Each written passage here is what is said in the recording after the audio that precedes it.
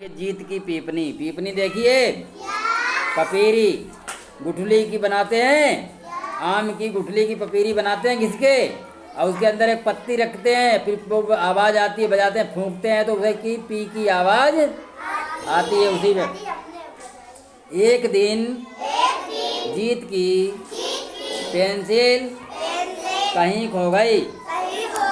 उसने अपनी पेंसिल हर जगह ढूंढी। जीत ने पेंसिल अपने बस्ते में ढूंढी। उसके बस्ते में बहुत सारा सामान था।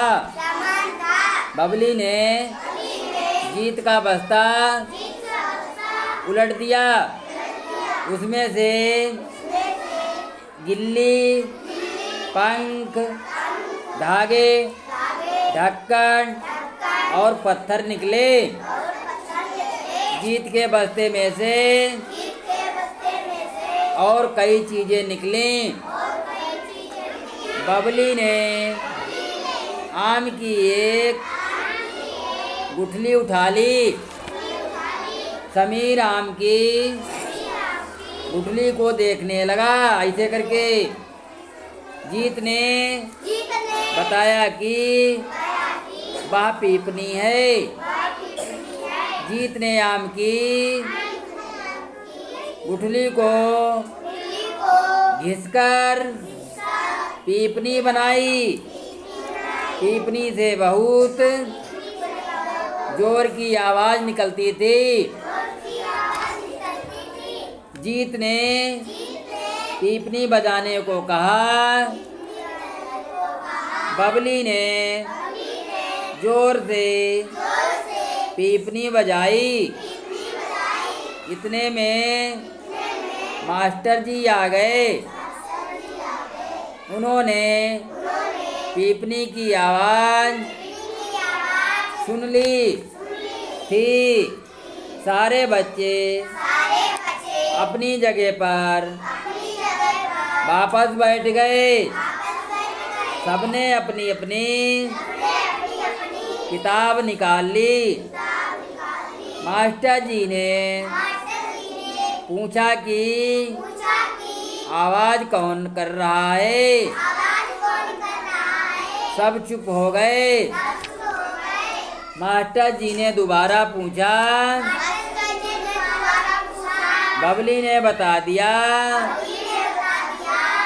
कि जीत पीपनी लाया था। मास्टर जी ने पीपनी मांगी। बबली ने डरते डरते अपनी पीपनी गुरुजी को दे दी। मास्टर जी ने पीपनी बजाने की कोशिश की। पीपनी बजी ही नहीं। मास्टर जी बोले कि कोई बजा कर दिखाओ। उन्होंने पीपनी देते हुए हाथ बढ़ाया। बच्चे पीपनी बजाने के लिए मास्टर जी की तरफ दौड़ पड़े। हम बजाएंगे, हम बजाएंगे, हम बजाएंगे। और एक बच्चे ने पीपनी को